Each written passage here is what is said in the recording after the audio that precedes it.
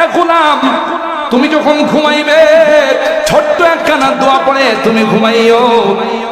ওই রাত্রে যদি তুমি ঘুমন্ত অবস্থায় মারা যাও, আর যদি তোমার দেহের মধ্যে রূহটা ফেরত না আসে, আর এই দোয়া পড়ে সুন্নাত তরিকায় যদি তুমি ঘুমাই যাও, পয়গম্বর বলেন মুত্তা আলাল ফিতরা, সাথে সাথে তোমার গায়ে লেখা হয়ে যাবে মেড ইন জান্নাত। কেন? তুমি তো ঘুমানোর সময় বলেছো আল্লাহুম্মা বিইসমিকা আমুতু ওয়া আহইয়া, হে মালিক তোমার নামে আমি মৃত্যুবরণ করতেছি। আবার যদি আমি সজাগ হই তাইলে তোমার নামে আমি সজাগ হব। সুবহানাল্লাহ। যেই মানুষটা নিজেকে আল্লাহর কাছে সঁপে দিয়েছে, সে যদি মারা যায় তাইলে কি জান্নাতি না জাহান্নামী? একটু জোরে বলে। যদি তোমার রূহটা ফেরত আসে তাইলে ঘুম থেকে উঠার পর যেহেতু তুমি মরে গেছিলে, দ্বিতীয়বার আল্লাহ তোমাকে জিন্দেগি দান করছেন, এই জন্য প্রথম শব্দটাই হবে আলহামদুলিল্লাহ ইল্লাযী, আলহামদুলিল্লাহ ইল্লাযী। মালিক তোমার সমস্ত প্রশংসা। আল্লাযী আহয়ানা বাদামা আমাতানা ওয়া ইলাইহিন নুশুর। আমি মরে গিয়েছিলাম, আরেকটা জিন্দেগিতে চলে গিয়েছিলাম, তুমি দয়া করে আমাকে জিন্দা করছো গো, তাই সমস্ত প্রশংসা তোমার। কথা বলেন ঠিক কি? আর হায় আল্লাহ পাক রব্বুল আলামিন বলেন সব আমার প্রশংসা করে, আমি শুধু তোমাদের কাছ থেকে 5 ওয়াক্ত নামাজের মধ্যে 20 মিনিট করে সময় চাই। 24 ঘন্টার মধ্যে আমি আল্লাহ বলছি মাত্র 1.5 থেকে 2 ঘন্টা আমার জন্য বরাদ্দ। বাকিটা তুই দোকানে থাক, অফিসে থাক, শিক্ষার মধ্যে থাক, নো প্রবলেম। আল্লাহ ডাক দেয়া কই বান্দা, যেই সময়টা আসর দুনিয়ার কাজে কাটাইছো, যদি নামাজ পড়ো রে আমার হুকুম মানো, তাহলে আমি আল্লাহ ওই সময়টাও ইবাদতের মধ্যে লিখে। সূরাতুল জুমার মধ্যে আল্লাহ বলেন ফাইদা কুদিয়াতিস সালাত ফান্তাশিরু ফিল আরদ। নামাজ হয়ে গেছে, মসজিদে বসা থাকার দরকার নাই, যাও যাও তোমার কর্মস্থলে চলে যাও। আবার আসরের নামাজ পড়ো রে, মাঝখানের সময়টা আমি আল্লাহ তোমার ইবাদতে গণ্য করে দিব। আল্লাহু আকবার বলেন। এ বান্দা, তুই যখন সিজদা করবি 360টা জয়েন আমি আল্লাহ তোর মধ্যে ফিট করে দিয়েছি রে বান্দা। সিজদা করতে দেরি হয়, ওই 360টা জয়েন্টের শুকরিয়া আদায় হতে দেরি হয় না।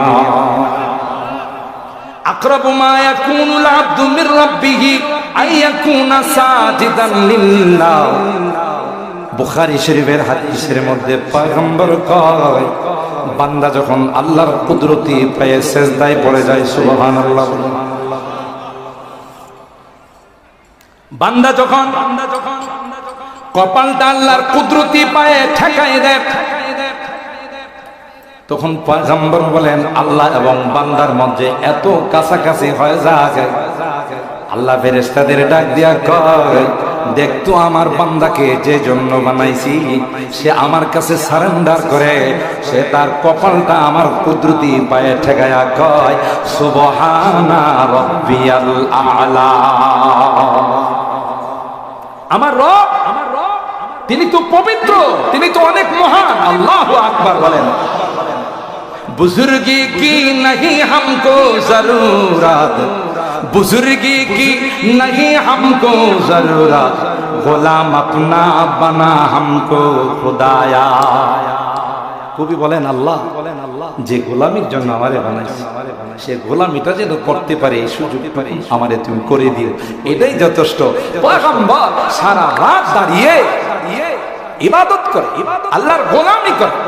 সাহাবায়ে কেরাম বললেন ইয়া রাসূলুল্লাহ কাদ গফারাল্লাহু লাকা মা তাকাদ্দামা মিন যামবিকা ওয়া মা তাআখার।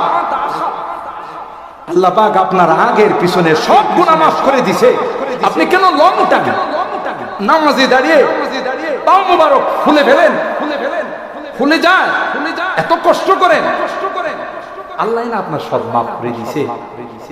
পয়গম্বর জবাব দেয়া, ফালা আকুনা আবদান শাকুরা। আল্লাহ পাক যে আমাকে ক্ষমা করে দিয়েছেন, আল্লাহ পাক যে আমাকে মাফ করে দিয়েছেন, এটার শুকরিয়ার জন্যই তো আমি সারা রাত আল্লাহর দরবারে পড়ে থাকি। এ ভাই, দোকানে যাও নিষেধ নাই, অফিসে যাও নিষেধ নাই, রিজিক তালাশ করার কথা আছে, কিন্তু এমন ভাবে তুমি দুনিয়ার পিছনে পড়ে গেলা, মালিক ডাকে রে 20টা মিনিট আমাকে দিয়ে যাও, তুমি বলো না না 20 মিনিট দেওয়ার মতো সুযোগ না। কথা বলেন ঠিক কিনা? কেন তুমি যখন 8 মাস 10 মাস মা পেটে ছিলা, তোমার খানা কে সরবরাহ করেছিল? জোরে বলেন কে? তোমার বাবা, তোমার দাদা, তোমার কোন আত্মীয় স্বজন নামি দামি কোন হোটেল রেস্তোরাঁ থেকে তোমার খাবার সরবরাহ করে নাই? আল্লাহ ডাক দিয়া কর, ওখানে যে আল্লাহ তোমার খানার ব্যবস্থা করছেন, সেই আল্লাহ কি দুনিয়াতে যাওয়ার পর ব্যবস্থা করবেন না? এ গোলাম, তুই দুনিয়াতে যাবে, ভাত খাইতে পারবি না, কোন শক্ত খাবার গ্রহণ করতে পারবি না, সেজন্য আল্লাহ ডাক দেয়া কয়, গোলাম আমি তো তোর মার বুকের মধ্যে তোর খাবার আগে রেডি করে রাখছি। ঠিক কিনা বলেন? যে মার সন্তান হয় না, সেই মার বুকে কিন্তু দুধ আসে না। কথা বলেন ঠিক কিনা? সন্তান আসবে, আল্লাহ কয় গোলাম পাঠাবো রে, সেজন্য গোলামের খাবার যাওয়ার আগে আমি আল্লাহ তার মার বুকের মধ্যে রিজার্ভ করে রাখলাম। জুনুনুম মিন কান তাসালি রিজকি ওয়া ইরযাকু ফি গিশাওয়াতিহিল জানিন। পাগল, তুই তো আস্তা একটা পাগল। সকালে যাস, রাত 12টা 1টায় তুই বাসায় ফেরত আসো, মাঝখানে মালিককে 2টা সিজদা দেওয়ার সময় লাগে। তোর মতো পাগল পৃথিবীর মধ্যে আর কেউ নাই। এই জন্যই আল্লাহ সূরা আর রহমানের মধ্যে বারবার বিভিন্ন নিয়ামতের কথা বলে। আল্লাহ বলেন, ফাবি আই আলা রাব্বিকুমা তুকাদ্দিবান। এ গোলাম, তুই বল মালিকের কোন নিয়ামতটাকে তুই অস্বীকার করতে পারবে? আল্লাহু আকবার বলেন। ফাবি আই আলা